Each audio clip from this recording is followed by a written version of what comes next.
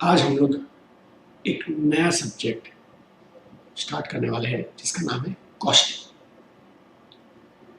तो सबसे पहले हम लोग ये समझते हैं कि कॉस्टिंग सब्जेक्ट है क्या आखिर।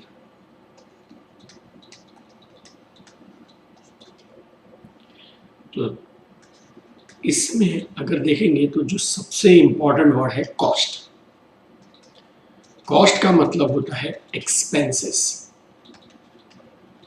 incurred to produce and to sell the goods or services। मतलब क्या? कॉस्टिंग सब्जेक्ट में सारे एक्सपेंस रिकॉर्ड नहीं होते, खाली वही एक्सपेंस रिकॉर्ड होते हैं जो कॉस्ट लगता है to produce or to sell the goods. So if any expense is incurred to produce and to sell, ये दो कॉस्ट ही आएंगे। जैसे फॉर एग्जाम्पल ये जो पेन है हमारे पास, ये किसी तो कंपनी ने बनाया होगा। According to you is it produced free of cost? कुछ तो कॉस्ट लगेगी। सबसे पहले तो प्लास्टिक, उसके अंदर इंक या रिफिल, ये कॉस्ट लगेगा। तो ये तो हो गया हमारा रॉ मटेरियल। अब ये पेन बनाएगा कौन? अगर मेरी फैक्ट्री है, मैं ओनर हूं और मेरे यहाँ पे हंड्रेड्स ऑफ वर्कर्स है, तो वो मैं ऑब्वियसली वो वर्कर्स ही पेन बनाएंगे। Will they manufacture this pen free of cost? No, they will have to be paid wages, उनको वेजेस देना पड़ेगा। अच्छा, कहां पर बनाएंगे ये? फैक्ट्री में। तो फैक्ट्री का रेंट लगता है, फैक्ट्री का पावर कॉस्ट लगता है, मशीन होती है तो मशीन के रिलेटेड खर्चे लगते हैं। तो ये सारे कॉस्ट तो हो गए हमारे कॉस्ट। अभी जो मटेरियल कॉस्ट हो गया हमारा, वो प्रोड्यूस करने के लिए लगा, वर्कर को वेजेस दिया प्रोड्यूस करने के लिए, फैक्ट्री का खर्चा लग रहा है प्रोड्यूस करने के लिए, ये तो चलो हो गया। इसके अलावा जब ये प्रोडक्ट बन के रेडी हो गया, अब इसको मार्केट में बेचना भी है, तो कंपनी को एडवर्टाइज करना पड़ेगा बेचने के लिए। नॉट ओनली एडवर्टाइज, कुछ एजेंट्स या हमने सेल्समैन रखे होंगे जो सपोज शोरूम में या घर घर जाके बेचते हैं, तो उनको कमीशन भी देना पड़ेगा। तो ये सब हो गए एडवर्टाइजमेंट और कमीशन एक्सेट्रा, ये हो गया expenses to sell the goods. So costing के अंदर वो एक्सपेंसेस आते हैं जो प्रोड्यूस करने के लिए लगते हैं, और वो भी एक्सपेंसेस आते हैं to sell the goods. It automatically means कि any expense which is neither to produce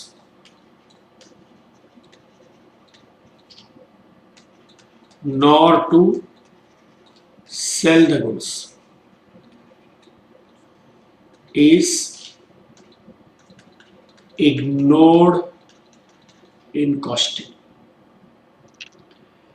कोई भी ऐसा एक्सपेंस जो प्रोड्यूस करने के लिए नहीं है, मतलब कॉस्ट टू प्रोड्यूस नहीं है और कॉस्ट टू सेल भी नहीं है, neither to produce not to sell, ऐसे एक्सपेंस को हम लोग कॉस्टिंग में इग्नोर करते हैं।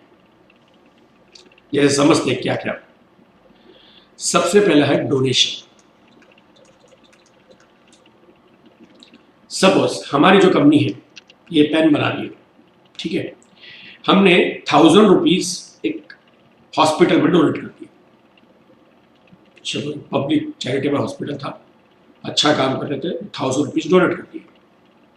तो बताओ, हमारी कंपनी ने अगर 1000 रुपये डोनेट कर दिए उस हॉस्पिटल को, तो वो donation, is that donation given to produce the goods? No. Is that donation given to sell the goods? No. So neither to produce nor to sell, तो डोनेशन कॉस्टिंग में नहीं आएगा, इग्नोर करेंगे। सिमिलरली एक और एग्जांपल लेते हैं, dividend paid. चलिए आप लोग बताइए, dividend is given to whom? To shareholders. तो डिविडेंड क्यों देते हैं? To produce the goods, goods बनाने के लिए देते? नो। डिविडेंड क्यों देते हैं? बेचने के लिए, गुड्स को बेचने के लिए देते? No. So neither to produce nor to sell, तो ये डिविडेंड भी क्या हो जाएगा? इग्नोर हो जाएगा। आई होप आपको ये पॉइंट समझ में आया होगा। ठीक है, चलिए आगे बढ़ते हैं। आपको जहां पर भी, एक बार ये वापस रखता हूं, आपको जहां पर भी ये सब पॉइंट्स अगर लिखने हैं, ठीक है, तो आप वीडियो को पॉज करके उन पॉइंट्स को नोट डाउन कर सकते हैं। आगे चलते हैं। कॉस्ट, कॉस्ट जो होते हैं वो दो पार्ट में डिवाइड होता है। पहला पार्ट होता है डायरेक्ट कॉस्ट और दूसरा पार्ट होता है इनडायरेक्ट कॉस्ट। डायरेक्ट कॉस्ट और इनडायरेक्ट कॉस्ट, ठीक है। डायरेक्ट कॉस्ट और इनडायरेक्ट कॉस्ट में डिफरेंस क्या है, पहले वो समझ लेते हैं। डायरेक्ट कॉस्ट का मतलब any such cost which can be directly identified with the product। मतलब क्या? ऐसे खर्चे जो उन खर्चों को देख के हम अगर बता सकते हैं कि वो एक्सपेंस किस प्रोडक्ट पे लगा है, हम लोग डायरेक्टली उसको रिलेट कर सकते हैं, तो ऐसे एक्सपेंसेस को हम लोग डायरेक्ट कॉस्ट बोलते हैं। एग्जांपल लेते हैं। सपोज हमारी एक फैक्ट्री है, ठीक है, और उस फैक्ट्री में हम लोग दो प्रोडक्ट बना रहे हैं, शर्ट्स और टेबल्स। शर्ट और टेबल, तो आधे पार्ट में शर्ट बन रहा है, आधे पार्ट में टेबल बन रहा है। चलिए ऐसा एग्जांपल लेते हैं, ठीक है।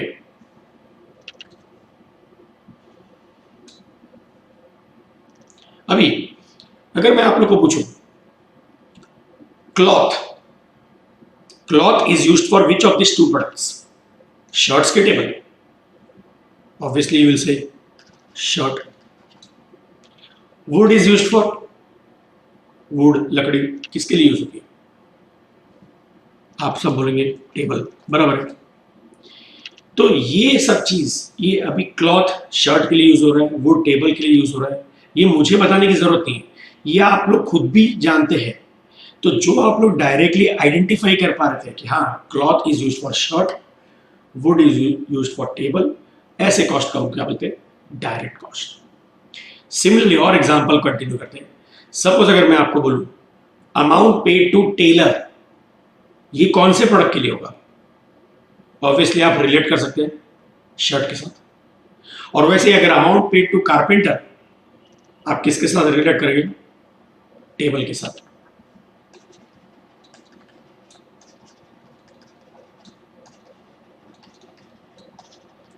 अगेन ये मुझे बताने की जरूरत पड़ी नहीं, ये आप खुद आइडेंटिफाई कर सकते हो। तो ऐसे कॉस्ट को हम क्या बोलेंगे? Direct cost. तो आपको शायद समझ में आया होगा कि डायरेक्ट कॉस्ट क्या होता है। Those cost which you can directly identify with the product, ठीक है। तो अब दूसरा समझते हैं कि इनडायरेक्ट कॉस्ट क्या होता है। तो इनडायरेक्ट कॉस्ट वो होता है those cost which cannot be directly identified with the product, जिसको हम डायरेक्टली आइडेंटिफाई नहीं कर सकते कि वो कौन से स्पेसिफिकली एक प्रोडक्ट के लिए लगा है। क्यों? Because it is jointly incurred for all the products. मतलब क्या है? चलिए ये एग्जांपल कंटिन्यू करते हैं कि हमारी फैक्ट्री में हम शर्ट और टेबल बना रहे हैं। अब बताइए ये जो फैक्ट्री है, सपोज ये हमारी ओल्ड जगह नहीं है, ये हमने किसी और से ली हुई है, तो हमें उसको रेंट पे करना पड़ेगा। तो ये जो फैक्ट्री रेंट है, सपोज 10,000 रुपीज रेंट पे कर रहे हैं। अब बताओ ये कि कौन से प्रोडक्ट के साथ आइडेंटिफाई कर सकते हो? Can you identify this rent only with shirt? कि क्या आप इसको ओनली विद टेबल के साथ आइडेंटिफाई कर सकते हैं? नो, क्योंकि ये जो रेंट लगा है वो दोनों के लिए लगा है, इस जगह पे दोनों प्रोडक्ट बन रहे हैं, तो किसी एक प्रोडक्ट के साथ आइडेंटिफाई नहीं कर सकते हैं। तो ये कौन सा कॉस्ट हो गया आपका? Indirect cost, because it is jointly incurred for all the products. तो जैसे मैंने आपके लिए बताया रेंट, और आगे कंटिन्यू करते हैं इसी में। At the end of the month हमारा फैक्ट्री का पावर बिल आया, समझो 6,000 रुपीज। अब आप बता सकते हैं 6,000 रुपीज पावर बिल में कितना पावर या कितने इलेक्ट्रिसिटी आपका शर्ट के लिए यूज हुआ और कितना टेबल के लिए, क्योंकि वो तो किसी एक प्रोडक्ट के लिए नहीं लगा है, जॉइंटली जो भी प्रोडक्ट हम लोग फैक्ट्री में बना रहे हैं सबके लिए लगा। तो ये भी हमारा कौन सा कॉस्ट हो गया? Indirect cost. आई होप आपको ये समझा होगा। एक और एग्जांपल लेते हैं। समझो फैक्ट्री के बाहर हमने वॉचमैन को रखा है टू गिव सिक्योरिटी, और हम उसको मंथली 5,000 रुपीज पे कर रहे हैं। अब बताओ अगर हम लोग उसको जो पे कर रहे हैं 5,000 रुपीज, वो अल्टीमेटली काम क्या कर रहा है? सिक्योरिटी दे रहे हैं। तो क्या वो सिक्योरिटी खाली हमारे शर्ट्स को दे रहे हैं, या खाली टेबल को दे रहे हैं, या फिर दोनों प्रोडक्ट को दे रहे हैं? तो ऑब्वियसली वो सिक्योरिटी दोनों प्रोडक्ट को दे रहा है। तो ये जो कॉस्ट लगा हमारा वो भी जॉइंटली लगा है फॉर ऑल द प्रोडक्ट्स। तो इस कॉस्ट को हम लोग क्या बोलेंगे? Indirect cost. Is that clear? तो आपको ये तो समझ में आ गया डायरेक्ट कॉस्ट क्या होता है और इनडायरेक्ट कॉस्ट क्या होता है। डायरेक्ट कॉस्ट को एक और नाम से जाना जाता है, it is also called as prime cost. ठीक है। और जो हमारा इनडायरेक्ट कॉस्ट है इसको कहा जाता है ओवरहेड्स। सो काफी टाइम सम्स में, प्रॉब्लम्स में, या आप क्वेश्चन शीट देखेंगे तो डायरेक्ट कॉस्ट के बदले प्राइम कॉस्ट भी इंटरचेंजेबली दे सकते हैं, और वैसे इनडायरेक्ट कॉस्ट के बदले ओवरहेड्स भी दे सकते हैं। तो ये दोनों नाम जानने जरूरी है आपके लिए। अच्छा, अगर मैं यहाँ पे आपको पूछूं कि क्वेश्चन में अगर ऐसा दिया जॉइंट कॉस्ट, तो जॉइंट कॉस्ट मतलब कौन सा हो गया? डायरेक्ट की इनडायरेक्ट?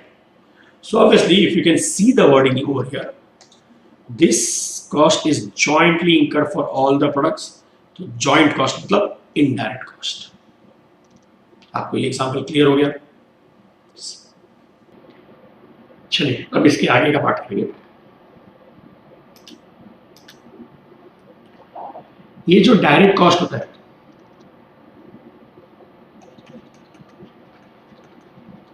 या इसका दूसरा नाम है प्राइम कॉस्ट। इसको 3 पार्ट में डिवाइड किया जाता है। एक होता है डायरेक्ट मटेरियल, या इसे रॉ मटेरियल कंज्यूम्ड या यूज्ड, एक ही बात है। दूसरा होता है direct, D stands for direct. Direct labour बोलो या डायरेक्ट वेजेस, और मैन्युफैक्चरिंग या प्रोडक्टिव वेजेस। और तीसरा होता है डायरेक्ट एक्सपेंसेस और चार्जेबल एक्सपेंसेस। तो सबसे पहले तो हम लोग ये समझते हैं कि क्यों डायरेक्ट कॉस्ट को इन 3 पार्ट में डिवाइड किया जाता है। तो जैसा कि हमारी प्रीवियस स्लाइड में हमने बताया था, ये एग्जांपल लेते हैं हम लोग। ठीक है। अब बताइए ये जो हमने एग्जांपल लिए थे कि भाई शर्ट के लिए क्लॉथ, टेबल के लिए वुड, शर्ट के साथ अमाउंट टू टेलर, टेबल के साथ अमाउंट टू कारपेंटर, ये तो हमने आइडेंटिफाई कर लिया था डायरेक्टली, तो this are all my direct costs. ठीक है, इनमें सबसे पहला डायरेक्ट कॉस्ट जो है, जैसे आपको स्क्रीन पे दिख रहा है, क्लॉथ और वुड। अब आप लोग बताइए, what is cloth for a shirt? Obviously raw material.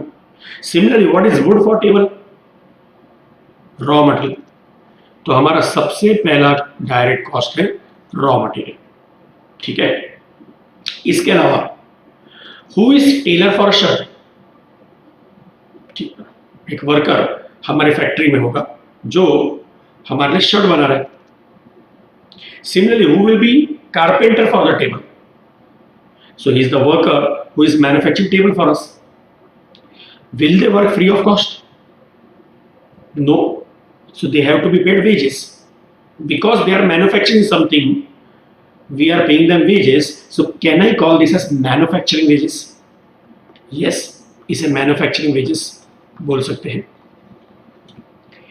तो हमारे दो डायरेक्ट कॉस्ट तो आपको सामने दिख गए, एक रॉ मटेरियल हो गया और दूसरा मैन्युफैक्चरिंग वेजेस। यही मैंने नीचे की स्लाइड में लिखा है, रॉ मटेरियल कंज्यूम्ड या डायरेक्ट मटेरियल, दूसरा मैन्युफैक्चरिंग वेजेस या डायरेक्ट लेबर या डायरेक्ट वेजेस। तो फिर ये तीसरा क्या है, डायरेक्ट एक्सपेंस या चार्जेबल एक्सपेंस। तो ऐसे कोई एक्सपेंसेस जो डायरेक्ट कॉस्ट है, मतलब आप आइडेंटिफाई कर सकते हो कि वो कौन से प्रोडक्ट के लिए लगा है, ठीक है, लेकिन वो मटेरियल नहीं है और वो वेजेस भी नहीं है, तो वो आएगा डायरेक्ट एक्सपेंसेस में। अब जैसे एग्जांपल लेते हैं, ठीक है, सपोज इसी एग्जांपल में लेते हैं शर्ट्स और टेबल में। क्वेश्चन में ऐसा दिया है, हम लोग ने एक स्पेसिफिकली एक मशीनरी या मशीनरी नहीं, एक टूल या मशीनरी भी लीजिए, हमने हायर किया, इंपोर्टेड मशीनरी को हमने हायर किया ओनली फॉर द मैन्युफैक्चरिंग या एम्ब्रॉयडरी वर्क। एक स्पेसिफिक एम्ब्रॉयडरी वर्क के लिए हमारे पास वो मशीन थी नहीं, तो हमने उसको मतलब जो भी इंपोर्टेड मशीनरी थी ना, वो जिसके पास थी उससे थोड़े दिन के लिए रेंट पे ले लिया या हायर कर लिया। तो अभी एम्ब्रॉयडरी वर्क है और वो भी स्पेसिफिकली बोलते हैं जो गारमेंट्स में यूज होता है। तो यू कैन ऑब्वियसली रिलेट कि ये खर्चा किसके लिए लगा है, शर्ट के लिए, ठीक है। अब बताइए, ये जो कॉस्ट लगा हमने रेंट पे किया for that machinery for embroidery work on garments, is that raw material cost? No. Is that a wages? No. But you can still identify कि हाँ, अगर ये एम्ब्रॉयडरी वर्क है गारमेंट्स के लिए, तो ऑब्वियसली टेबल के साथ तो नहीं होगा, वो शर्ट के साथ होगा। तो वो कॉस्ट कहां पर जाएगा, आपका डायरेक्ट एक्सपेंसेस में। सो स्पेसिफिकली अगर आपने कोई भी टूल हायर किया है या मशीनरी हायर की है जिसको आप रिलेट कर सकते हैं कि वो कौन से प्रोडक्ट के लिए है, तो वो डायरेक्ट एक्सपेंस बन जाएगा। हाँ, अगर आप रिलेट नहीं कर पाएंगे कि वो किस पर्टिकुलर प्रोडक्ट के लिए है, तो वो इनडायरेक्ट रहेगा। चलिए और भी एग्जाम्पल थे। अब समझो इसी में एग्जाम्पल थे कि हम लोग क्या कर रहे हैं, हम लोग है ना किसी एक बहुत बड़ी कंपनी का एक लोगो या एक पर्टिकुलर डिजाइन, या यू कैन से फॉर एग्जांपल हम लोग किसी सेलिब्रिटी का इमेज, उसकी फोटो हम लोग हमारे शर्ट्स पे निकाल के शर्ट्स पे यूज करना चाहते हैं और वो मार्केटिंग करना चाहते हैं। समझो हमारी बहुत बड़ी कंपनी, लीडिंग कंपनी है, और हम लोग करोड़ ऑफ शर्ट्स से कोई celebrity like mister MS Dhoni या सचिन तेंदुलकर या कोई एक्टर ले लीजिए, ठीक है, उनका इमेज हम लोग यूज करना चाहते हैं। Can we use their image without their permission? No. Obviously अगर हम लोग उनका नाम, उनका फोटो यूज कर रहे हैं और उनसे परमिशन नहीं लेंगे और उस वजह से हमारा प्रोडक्ट बिक रहा है, तो that celebrity can file a court case against us और वो जीत भी जाएगा, ठीक है। तो वी विल हैव टू पे अ ह्यूज कॉम्पेंसेशन। तो अगर हमें जेन्युइनली उस प्रोडक्ट को उनके इमेज के साथ मार्केटिंग करनी है, तो हमें उनकी परमिशन लेनी पड़ेगी या उन्हें ब्रांड एम्बेसडर बनाना पड़ेगा। So will they give this permission free of cost? No. सो उनको उस चीज के लिए हमें रॉयल्टी पे करना पड़ेगा, ठीक है। सो अभी अगर सपोज स्पेसिफिकली उनका इमेज हम लोग शर्ट्स पे यूज करने वाले हैं, इसलिए हम लोग उसको रॉयल्टी पे कर रहे हैं, तो वो इस प्रोडक्ट के साथ आइडेंटिफाई कर सकते हैं, करेक्ट। तो रॉयल्टी जो कॉस्ट हो गया वो भी कहां पर आएगा? Royalty is not a raw material, royalty is not a wages paid, but it still you can identify with the product, तो वो कहां पर आ जाएगा? आपका डायरेक्ट कॉस्ट में, मतलब डायरेक्ट कॉस्ट में डायरेक्ट एक्सपेंसेस के अंदर, ठीक है। चलिए ऐसे एक एग्जांपल और लेते हैं कि suppose we are manufacturing one more product, car, ठीक है। रॉ मटेरियल, वेजेस, ठीक है, और डायरेक्ट एक्सपेंस। अगर मैं आपको पूछूं स्टील, स्टील बोलो, ग्लास बोलो, ये सब क्या है कार के लिए? ऑब्वियसली रॉ मटेरियल, ठीक है। Amount paid to automobile engineers, ठीक है, so they are looking into the manufacturing of car. Then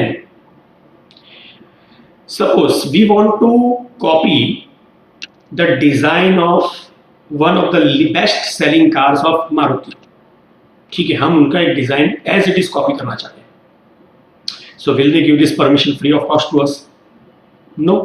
अगर मैं उनसे उनका डिजाइन कॉपी करना चाहता हूँ विदाउट परमिशन, तो मैं कॉपी करूंगा तो अगेन कोर्ट केस कर लेंगे। तो अगर मुझे उनसे परमिशन लेनी है तो वो परमिशन हमें फ्री में तो देंगे नहीं, तो हमें उनको पेमेंट करना पड़ेगा। So that payment is called as royalty, ठीक है।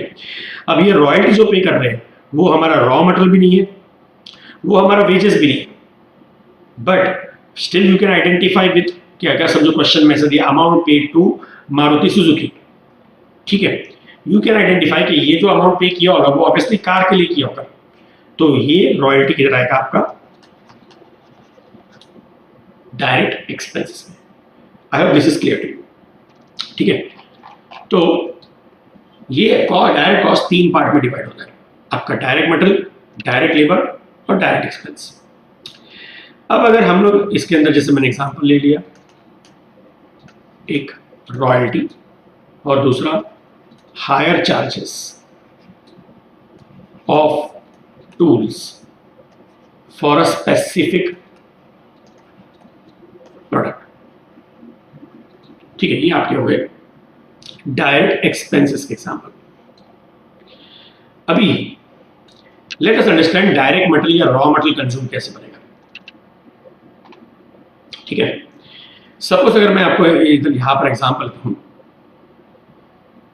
यही पहले तो चलो कि हमारे पास ओपनिंग स्टॉक, मतलब गोडाउन में हमारे पास opening stock of raw material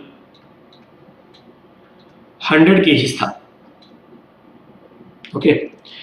पूरे साल में हमने इस साल परचेस किया 1000 KGs of raw material more, 100 KGs तो था, 1000 और खरीद लिया, और लास्ट में हमारे गोडाउन में इसमें से 200 केजी बच गया। सो अभी आप लोग बताइए कितना रॉ मटेरियल इसमें से यूज कर लिया हमने? Correct, 900 KGs. क्यों? ओपनिंग तो हमारे पास 100 था ही, पहले से था, 1000 और खरीद लिया तो 1100 हो गया। अब 1100 में से हमारे पास बच कितना गया? अभी भी 200 स्टिल विथ मी, तो बाकी का यूज कर लिया, दैट इज 900 केजीज। ये हो गया रॉ मटेरियल कंज्यूमर। तो बताओ ये क्या सबको ऐड किया मैंने? नहीं। तो रॉ मटेरियल ओपनिंग में परचेसेस को तो ऐड कर लिया और एक क्लोजिंग को माइनस कर लिया, ठीक है। तो इस तरह से रॉ मटेरियल कंज्यूम आ गया। तो हमारे रॉ मटेरियल कंज्यूम का इक्वेशन क्या होता है? Opening raw material plus purchases, इधर माइनस क्लोजिंग है, ठीक है। लेकिन इसमें एक और चीज आती है, वो है प्लस परचेस रिलेटेड एक्सपेंसेस, ठीक है।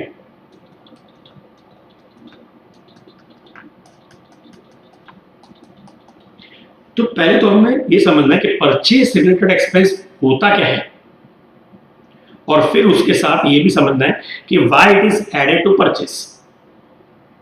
देखते हैं। तो आप सबने कैरेज इनवर्ड ये वर्ड तो सुना ही होगा,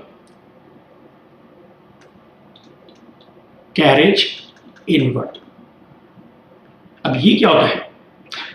हाँ राइट है, कैरेज इनवर्ड मतलब होता है transportation cost. Transportation cost when the goods या रॉ मटेरियल जो भी है हम उसे हमारी फैक्ट्री में ला रहे हैं।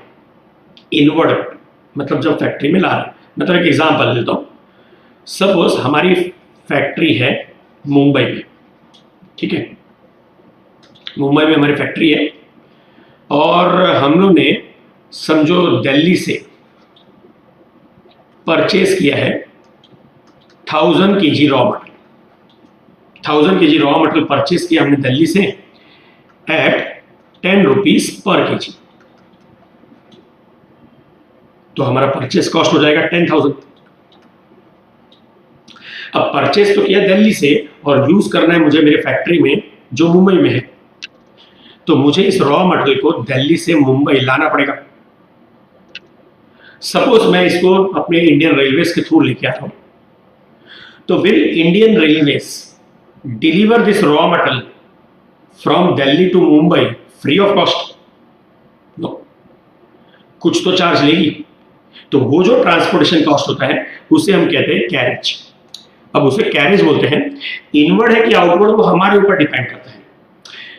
अगर गुड्स मेरे फैक्ट्री में आ रहा है, अगर ये फैक्ट्री में आ रहा है तो हम इसे इनवर्ड कहते हैं, और ये अगर फैक्ट्री से बाहर जाते वक्त कैरेज कॉस्ट लगता है तो उसे हम आउटवर्ड कहते हैं, ठीक है। तो अब चूंकि ये हमारा गुड्स फैक्ट्री में आ रहा है तो हम इसे क्या कहेंगे? Inward, carriage inward. Suppose railway is charging में 2 रुपीज पर केजी, तो 1000 kg का 2000 रुपीज हमें कैरेज कॉस्ट देना पड़ेगा। तो जब ये रॉ मटेरियल मेरे फैक्ट्री पहुंचेगा ये मुझे 12,000 रुपीज कॉस्ट का पड़ेगा, बराबर है। अब इसमें से आप मुझे बताइए मेरा परचेस कॉस्ट कितना है? वो तो सिर्फ 10,000 है। Now this carriage inward 2000, can I say it is my expense? Yes, incurred at the time of purchase, बराबर है, yes, at the time of purchase लगा है। तो ये हो गया हमारा परचेस रिलेटेड एक्सपेंस। परचेस करते वक्त जो भी और खर्चे लगते हैं उसे कहते हैं परचेस रिलेटेड एक्सपेंस। अब मैंने इस 2000 को इस परचेस में क्या किया है? Obviously it is added. तो इसीलिए आप अगर हमारे स्क्रीन पे देखेंगे तो ये परचेस रिलेटेड एक्सपेंस परचेस में ऐड होता है, ठीक है। चलिए दूसरा एग्जांपल लेते हैं इसमें। सपोज हम लोग यूएस से समझो ऐसे 1 करोड़ पेन परचेस कर रहे, 10 रुपीज ईच पे 1 करोड़ पेन खरीद रहे, और इतनी ह्यूज क्वांटिटी हम लोग यूएस से शिप से लेके आ रहे मुंबई के लिए, ठीक है। परचेस प्राइस हमारा कितना है? 10 रुपीज। अभी जो शिप से हम लोग यूएस से मुंबई लाएंगे ऑब्वियसली वो फ्री में तो हमको डिलीवर नहीं करेगी, तो उसका कुछ चार्जेस देना पड़ेगा, ठीक है। तो शिप का जो हम लोग अभी पे करेंगे यहाँ पे उसको बोलते हैं फ्रेट। अब क्योंकि वो गुड्स मेरे फैक्ट्री में आ रहा है तो हम इसे इनवर्ड कहेंगे, फ्रेट इनवर्ड। सपोज वो शिप वाली कंपनी हमसे 2 rupees per pen delivery charges मांग रही है, हम वो दे रहे हैं उसको।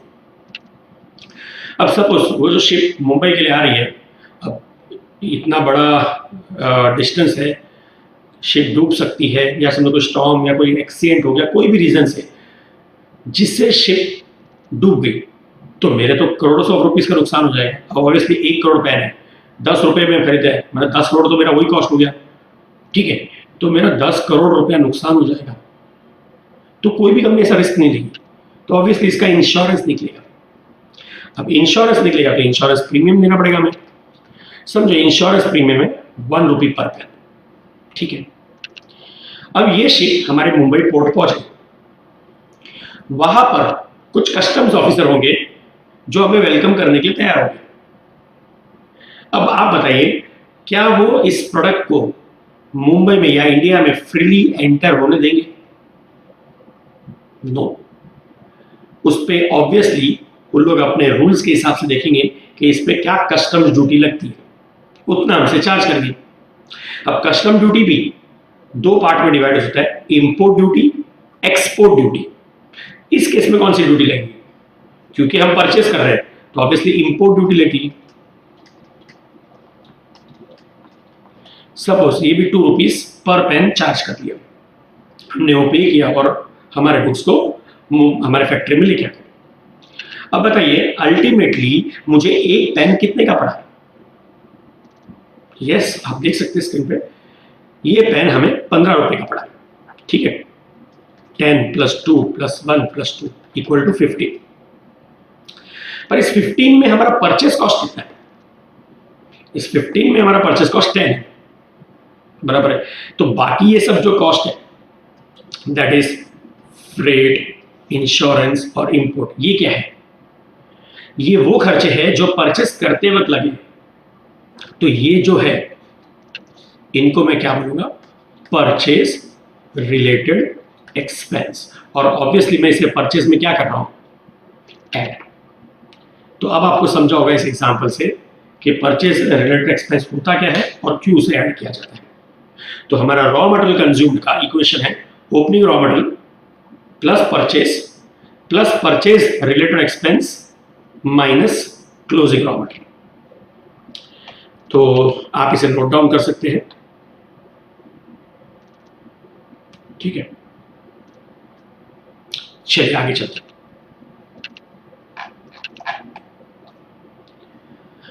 अब हम बात करेंगे हमारे इनडायरेक्ट कॉस्ट की।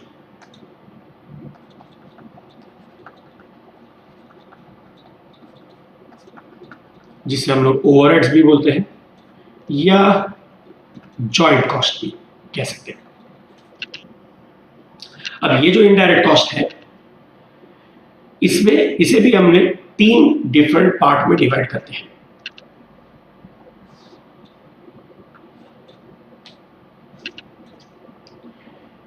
सी, हमारे ऑर्गेनाइजेशन, कोई भी ऑर्गेनाइजेशन में अगर बड़े ऑर्गेनाइजेशन है तो उसे इसमें 4 अलग अलग जगह होती है।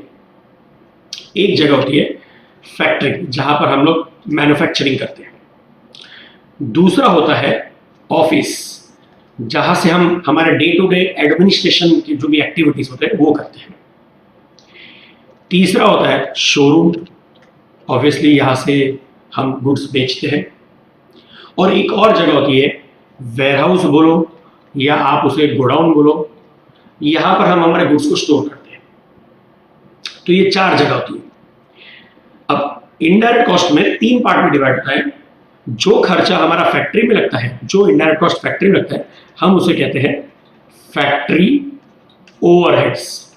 ये जो O/H है, it is the short form of overhead.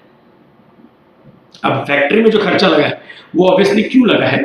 Manufacture करने के लिए, तो इसे मैन्युफैक्चरिंग ओवरहेड्स भी कहा जाता है।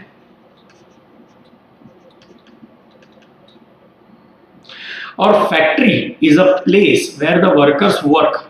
तो फैक्ट्री का एक और नाम होता है वर्क्स। तो वर्क्स ओवरहेड ये भी कहा जाता है। तो फैक्ट्री ओवरहेड बोलो या मैन्युफैक्चरिंग ओवरहेड्स बोलिए या वर्क्स ओवरहेड बोलिए, एक ही बात है। सिमिलर दूसरा जो पार्ट है, it is office and administration overheads. और जो कॉस्ट हमारा शोरूम में लगता है बेचने के लिए, और जो कॉस्ट हमारा वेयरहाउस में लगता है स्टोर करके और वहां से हम कस्टमर को डिस्ट्रीब्यूट करते हैं, तो इसे जॉइंटली यहां पे लिखा जाता है selling and distribution overheads. Selling overheads and distribution overheads, ये जॉइंटली कंबाइन करके लिखा जाता है। तो यहां पर शोरूम से रिलेटेड सेलिंग के भी एक्सपेंस आएंगे और यहां पर वेयरहाउस से रिलेटेड डिस्ट्रीब्यूशन के भी एक्सपेंसेस आएंगे। अब क्या क्या एक्सपेंसेस होते हैं, let us understand with some examples. सबसे पहले फैक्ट्री रेंट अगर मैं पूछूं कहां पर आएगा, ऑब्वियसली आप नाम देख के ही बता सकते हो। फैक्ट्री रेंट फैक्ट्री ओवरहेड्स में आएगा। Office rent obviously office overheads में आएगा। ये तो आप नाम देख के समझ रहे हो, ऑफिस ऑफिस, फैक्ट्री फैक्ट्री, ठीक है। Showroom rent, showroom is for selling the goods, तो यहां पर आएगा।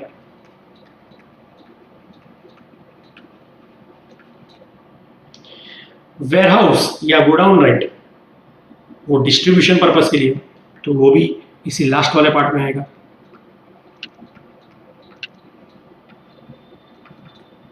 करेक्ट। चलिए और एग्जांपल लेते हैं। एडवर्टाइजमेंट। अब एडवर्टाइजमेंट क्यों करते हैं हम लोग? ऑब्वियसली बेचने के लिए, सेलिंग एंड डिस्ट्रीब्यूशन में आएगा। कैरेज आउटवर्ड, जैसे हमने कैरेज इनवर्ड एग्जांपल लिया था, अब कैरेज आउटवर्ड, तो कैरेज मतलब transportation cost incurred when the goods are going out of the organization। ठीक है, तो अब बताइए, आप सोच के बताइए, ये क्यों, किसके लिए लगा खर्चा? Is it a manufacturing expense? No. ये ऑफिस का खर्चा है? नो। ये सेलिंग का खर्चा है कि डिस्ट्रीब्यूशन का खर्चा है? ये डिस्ट्रीब्यूशन का खर्चा है। और क्योंकि सेलिंग एंड डिस्ट्रीब्यूशन एक कंबाइंड हेड है, तो यही पर आएगा कैरेज आउटवर्ड। ठीक है। अब अगर मैं आपको पूछूं अकाउंटेंट सैलरी,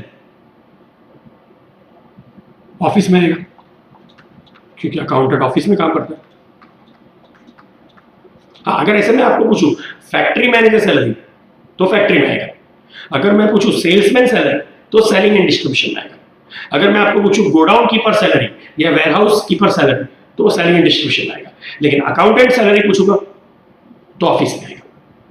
अच्छा, सपोज क्वेश्चन में कुछ भी नहीं बताया है, खाली इतना लिखा है सैलरीज। अब अगर ऐसा कुछ भी नहीं बताया, कहा कि सैलरी है, तो हमें एज्यूम करना पड़ेगा कि ये ऑफिस की होगी। ठीक है। दूसरा समझो, अगर दिए प्रिंटिंग एंड स्टेशनरी,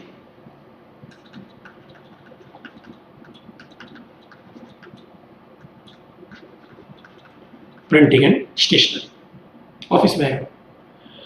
पावर, तो पावर आएगा फैक्ट्री में। ठीक, ये एग्जांपल्स हो गए काफी, और लेते हैं कि तो इजी एग्जांपल्स है। Depreciation of plant and machinery. अब क्योंकि प्लांट एंड मशीनरी फैक्ट्री में यूज होती है, तो उसका डेप्रिसिएशन भी फैक्ट्री ओवरहेड्स में आएगा। डेप्रिसिएशन ऑफ कंप्यूटर्स, तो जनरली हमारे कंप्यूटर्स ऑफिस में यूज होते हैं।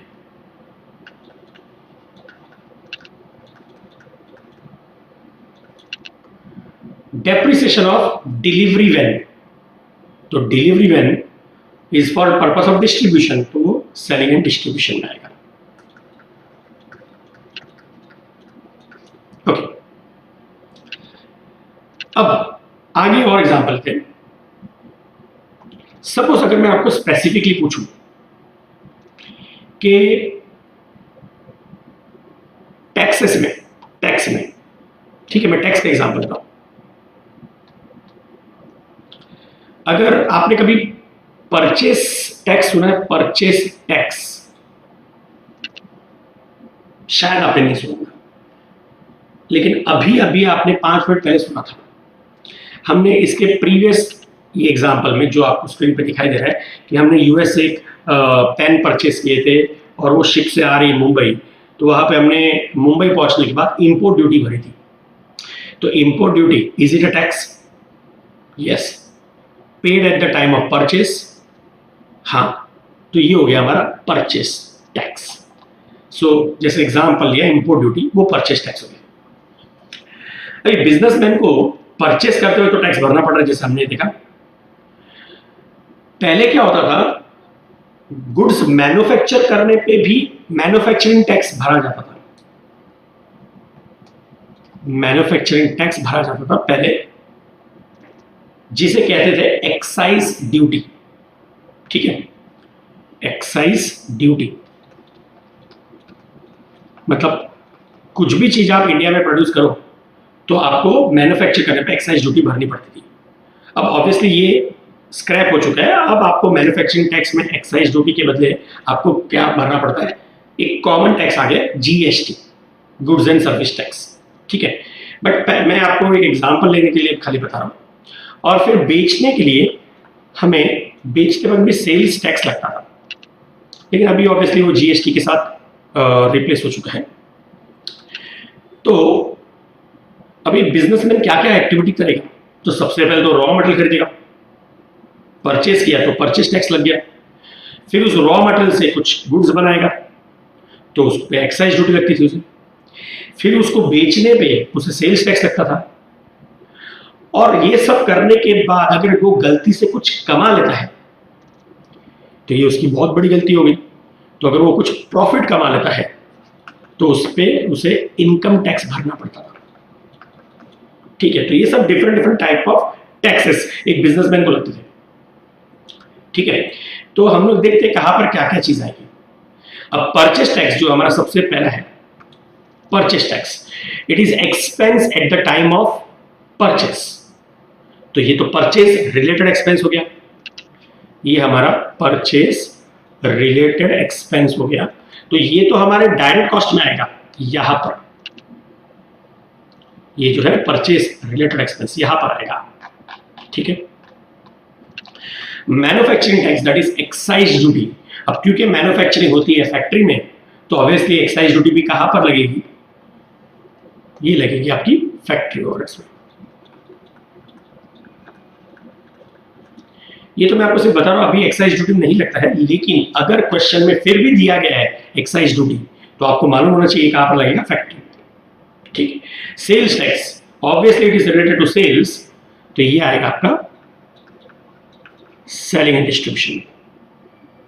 लास्ट बचा इनकम टैक्स। अब यहां पर हो गया, यहां पर हो गया, इधर जगह खाली दिख रही है तो नॉर्मली स्टूडेंट्स को होता है ये यही पर आएगा, पर नहीं, ऐसा नहीं होता। हमने इस टॉपिक के स्टार्ट में ये डिस्कस किया था कि जो भी expense which are neither to produce nor to sell, ऐसे एक्सपेंस को हम लोग कॉस्टिंग में नहीं लिखते हैं। ये हमने डिस्कस किया था, देखिए हमारे प्रीवियस स्लाइड्स में ये हमने डिस्कस किया है। Yes, any expense neither to produce nor to sell is ignored in costing. अब आप लोग बताइए, जो टैक्स प्रोड्यूस करने के लिए लगा है, टू प्रोड्यूस, उसे तो हम एक्साइज ड्यूटी बोलते हैं। तो since it is a tax to produce, it is a expense to produce, वो कॉस्टिंग में आता है, तो हमने उसे फैक्ट्री ओवर में लिखा। Sales tax is a tax to sell, it is an expense to sell, वो भी कॉस्टिंग में आना चाहिए, वो भी हम लोग लिखते हैं सेलिंग एंड डिस्ट्रीब्यूशन में। अब आप बताइए, income tax, is income tax given to produce your product? No. Is income tax given to sell your product? No. So income tax is neither to produce nor to sell. तो income tax को भी हम लोग क्या करेंगे? Ignore करेंगे। तो आपने जहां पर भी ये नोट डाउन किया था तो वहां पे आपने डोनेशन और डिविडेंड पेड दिखा था, वहीं पे आप इनकम टैक्स भी लिख सकते हैं। तो ये पार्ट आपको समझ में आया? ठीक है, तो ये हो गए आपके कुछ एग्जांपल्स। अभी और एग्जांपल लेते हैं।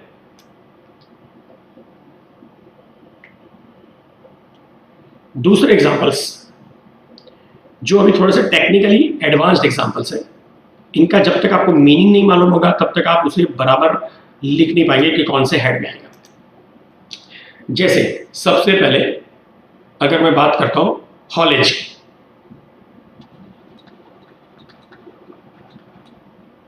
हॉलेज, अब ये क्या होता है? ये वर्ड तो कभी सुना ही नहीं है, तो अभी आप इसके ये नाम देख के तो बता नहीं पाएंगे कौन से हेड में आएगा, तो पहले इसका मीनिंग जानते हैं। So haulage you can say it is transportation expense inside या विद इन फैक्ट्री प्रीमाइसेस।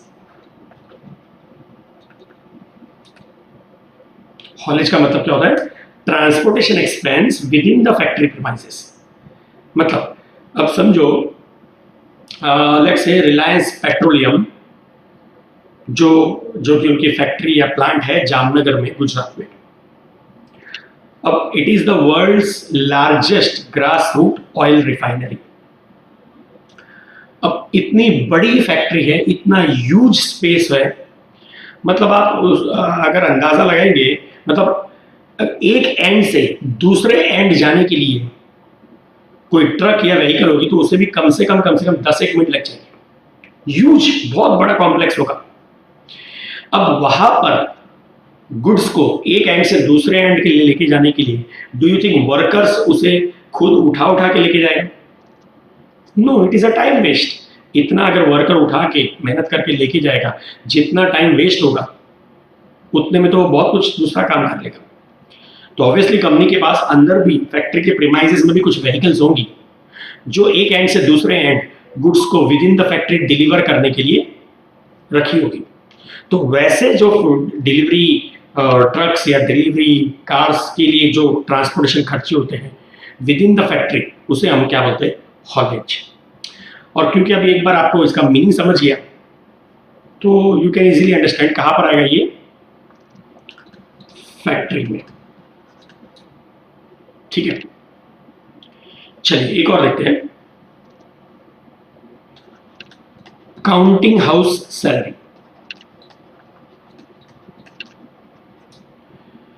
अब काउंटिंग हाउस मतलब actually it is nothing but accounting house. Counting house का मतलब होता है accounting house, that house where the accounts are kept. And where is the accounts kept? Obviously office. तो ये हमारा जो काउंटिंग हाउस है वो ऑफिस एंड एडमिनिस्ट्रेशन में है।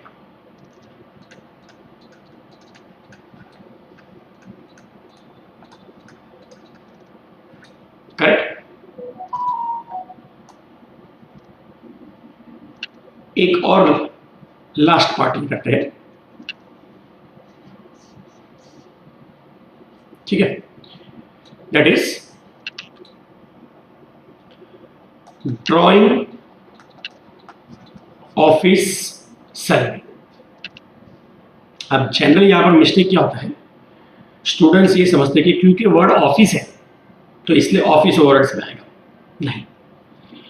अब ड्रॉइंग ऑफिस सैलरी मतलब basically salary paid to those employees who might be sitting in the office, ठीक है, and are drawing, sitting in the office and drawing. अब ऐसा क्या ड्रॉइंग कर रहे हैं जिसकी वजह से उन्हें सैलरी पे की जाती है? तो बेसिकली ये वो इंजीनियरिंग ड्राइंग्स होती है। जैसे आपने सबको पता होगा कि जैसे कंस्ट्रक्शन लाइन में आर्किटेक्ट्स जो होते हैं तो उन्हें वो बिल्डिंग का डिज़ाइन बनाना पड़ता है। तो उससे किस तरह का डिज़ाइन बाद में वो अपने कंस्ट्रक्शन कंपनी को बताएंगे और अगर अप्रूव होगा तो उस तरह से काम चालू होगा। सिमिलरली अब जैसे कंपनीज, ऑटोमोबाइल कंपनीज, समझो ऑटोमोबाइल कंपनी में कंपनी ने डिसाइड किया है एक न्यू एसयूवी कार लॉन्च करना चाहिए। तो कंपनी के इन हाउस कुछ डिजाइनर्स होंगे जिनको बोला जाएगा कि आप कुछ अच्छी डिजाइन हमें ड्रॉ करके बताइए, ठीक है, और फिर उसमें से एक डिजाइन हम लोग सिलेक्ट करेंगे और फिर हम उस तरह की कार मैन्युफैक्चरिंग करेंगे। तो वो डिजाइनर्स का काम क्या होगा, डिफरेंट डिजाइन्स उनको बनाना पड़ेगा। मतलब maybe they can get inspired with some existing different company के कार मॉडल से या इंटरनेशनल मॉडल से, तो कुछ ना कुछ या खुद की क्रिएटिविटी यूज करके तो कुछ ऐसा डिजाइन, मतलब 5-6 डिजाइन बनाने पड़ेंगे और फिर वो जो भी मैनेजमेंट कमेटी होगी उनके पास दिखाया जाएगा और उसमें से एक डिजाइन पास होगा। तो ऑब्वियसली ये जो डिजाइन होगी ये पेपर और पेंसिल से नहीं होता, ये मतलब ये भी यूज होता होगा, लेकिन इनके लिए क्या होता है, इंजीनियरिंग सॉफ्टवेयर होते हैं जहां पर वो डिजाइन्स को क्रिएट किया जाता है और उससे एक वर्चुअल रियलिटी जैसा बनाया जाता है कि किस तरह से कार दिखेगी। तो पूरा वो एक 3D मॉडल जैसा बनता है, ठीक है, जिससे मैनेजमेंट ये डिसाइड कर पाएगी कि हाँ ये देखने में अच्छा लग रहा है और ये हमारी कार इस तरह की बननी चाहिए। तो ये जो एम्प्लॉयज है वो ऑब्वियसली ऑफिस में बैठ के डिजाइन करेंगे, ड्राइंग करेंगे, बट ये जो काम उन लोग कर रहे हैं वो ऑफिस का काम नहीं कर रहे हैं। अल्टीमेटली इनके डिजाइन या ड्राइंग यूज कहां पर होने वाली है, it will be used in factory. So they are sitting in the office but they are doing the factory work. तो ये कहां पर आएगा, आपका फैक्ट्री ओवरहेड्स में आएगा, ड्राइंग ऑफिस सैलरी, ठीक है। तो ये सब एग्जांपल से आपको काफी कुछ समझ में आया होगा कि कौन सा चीज कहां पर आता है।